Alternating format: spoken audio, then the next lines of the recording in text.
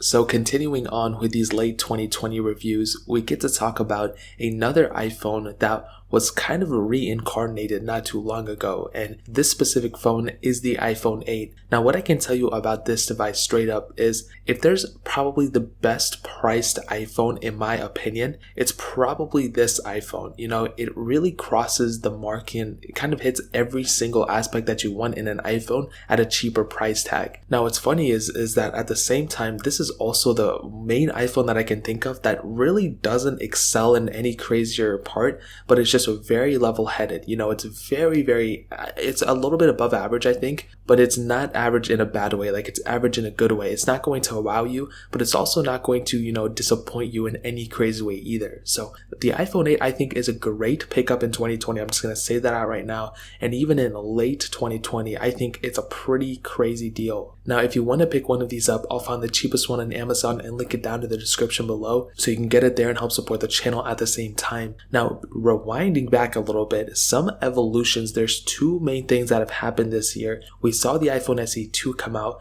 but we also saw iOS 14 come out, and an honorable mention, the iPhone 12s are about to come out, and we know a lot about what those iPhones are about to bring too. But I still see a lot of people who own the older iPhones, even older than the iPhone 8. So even going from like an iPhone 5S or iPhone SE to an iPhone 8, I think is a pretty big upgrade as well. Now, when you look at the iPhone 8, of course it doesn't have, like the notchless display like the OnePlus Nord has, or, even like a whatever that the Samsung Galaxy A71 has. Those phones visually look better, but the iPhone 8, I think, it looks okay. The more and more I look at it, the more and more I'm used to it. And the fact that Apple made the SE2 and it almost looks identical to this phone really speaks volumes of, where people's important aspects are or what they're looking at a phone. Me personally, I would probably not use an iPhone 8. I don't visually like it too much, but the fact that Apple made that SE2 with the same design, with that same 4.7-inch display on the front, makes me think that people really don't care. They just care about the performance and something that works. And this is a phone that works for the most part, which I think is really important. The display on it, I think, looks really good for the most part for a,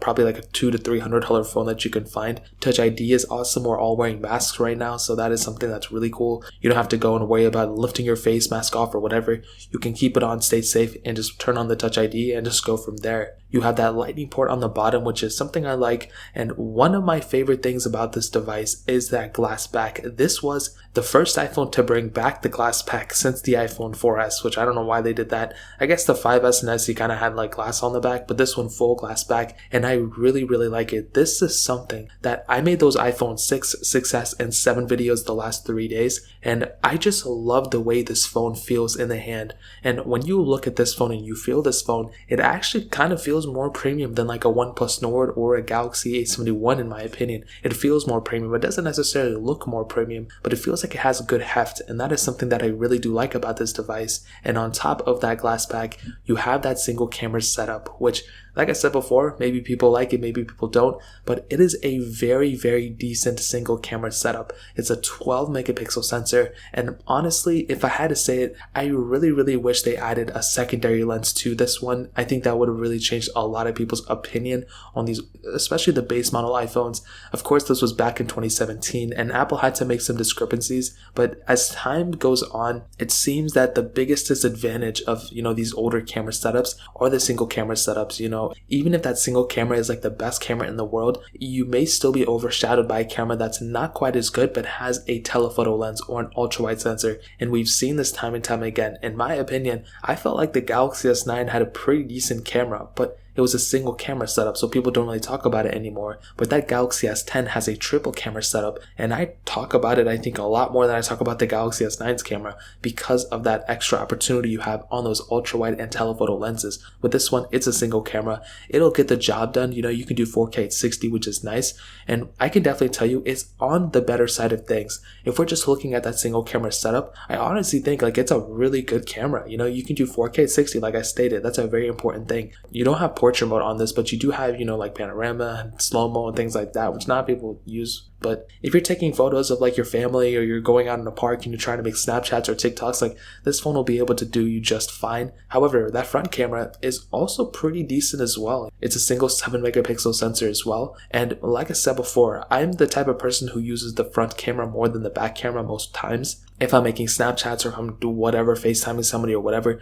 like I can go and use that front camera. And this camera is pretty good for the most part. You know, it's not going to go too crazy on you. Like it's not going to have like the craziest quality and portrait mode and blurring effects. But I think if you're not like a professional photographer, if you don't really care too much, like I think it'll be fine for the most part. So this camera I think has definitely held up. I think it's good. It's not the best camera, but it'll definitely get the job done in my opinion. So for sure the camera department I think holds up well. And the funny thing is with iOS 14, we actually do get some extra camera features, which is really cool. We can now change the video resolution within the app, so we don't have to go into the settings panel and all that stuff. We can actually go straight into our camera and just go from there, which is something that's really, really awesome. So iOS 14 brought a lot of cool things, but the stability aspect of iOS 14 still has a lot of work to do. You know, it's not perfect by any means, and I've been saying this for a while. The first version of a software is always not going to be as stable as the last version of a software that we were just coming from. So for sure with iOS 13.7, it was probably going to be more stable than iOS 14.0, but over time it will get more and more stable. Now when iOS 14 is done,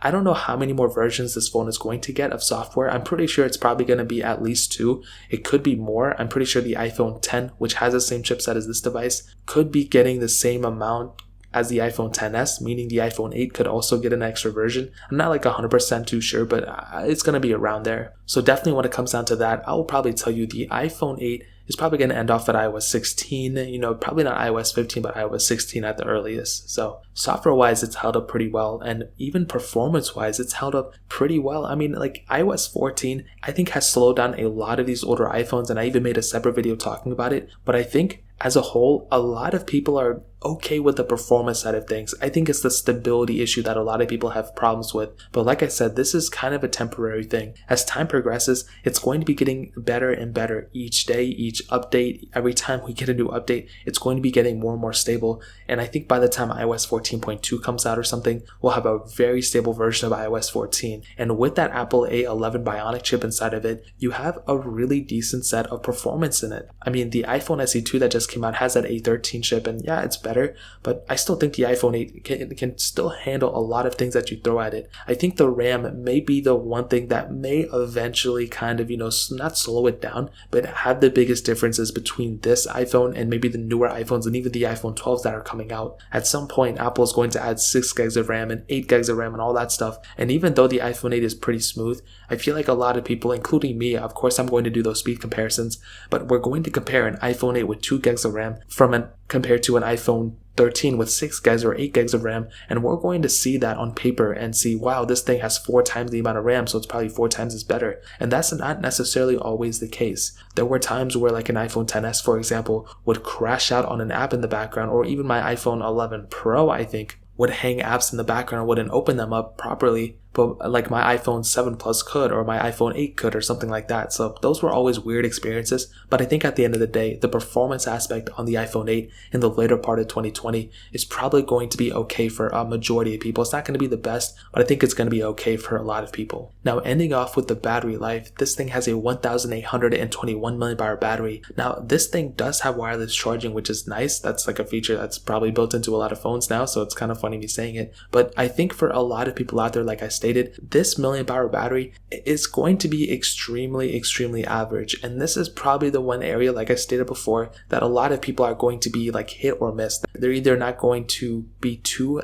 minded by it, or you're going to be really heavily impacted by it. I don't think anybody thinks the iPhone 8's battery life is good. I think the iPhone 8 Plus's battery life is pretty good, but this one is very average. It's not going to wow anybody, and that is probably this phone's biggest, not disgrace, what am I saying? It's probably this phone's biggest problem. It'll definitely get you by with a day or two if you really push it. Like if I use this phone as a daily phone, I would have to probably charge it before the end of the night, and I would probably be pushing at like 10 or maybe like 5% at the end of the day, if that's really pushing it. I mean, with my iPhone 10 that had the same chipset and had a bigger battery than this phone, I mean, I would be ending the day at like 10% or 15% every day. So this thing is probably going to be less than that. So battery wise, it's going to be its biggest problem, but you can always get a battery case, and this thing supports wireless charging. So I think you'll probably be okay, but do keep that in mind. Now, to answer the question, is the iPhone 8 still worth it in the later part of 2020? What I can tell you is that, I think this phone is completely worth it in the later part of 2020. Even though we're getting these new iPhone 12s, even though the iPhone SE2s came out, I think the biggest problem for a lot of people may be the software aspect. They may see like, oh, this phone's only going to get like 2 more versions of software, or iOS 14 is so bad on it. And I don't know if that's true. I don't know if iOS 14 ruined this phone. Like, I don't think that's the case.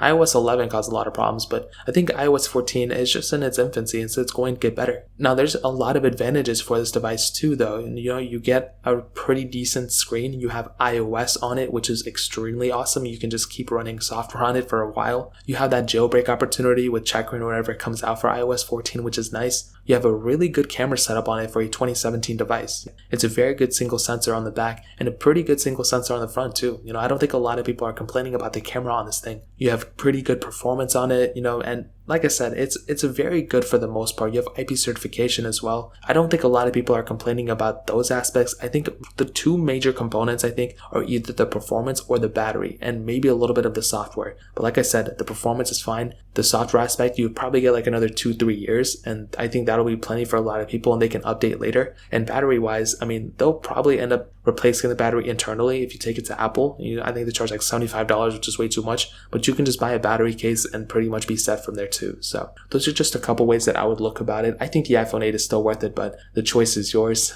I'll leave one link down below, like I stated before, if you want to pick it up from there. But that's really pretty much it. If you guys have any other questions or anything, let me know in the comment section below. Hit the like button, that would mean so much, but definitely hit that subscribe button. Every single subscriber that we get really does count, so it means so much if you guys can hit that. Also check out the other links down in the description as well. My Twitter, my Instagram, my second channel. More importantly than everything else, I love every single one of you guys. Hopefully I'll catch you guys in the next video. Peace out till then.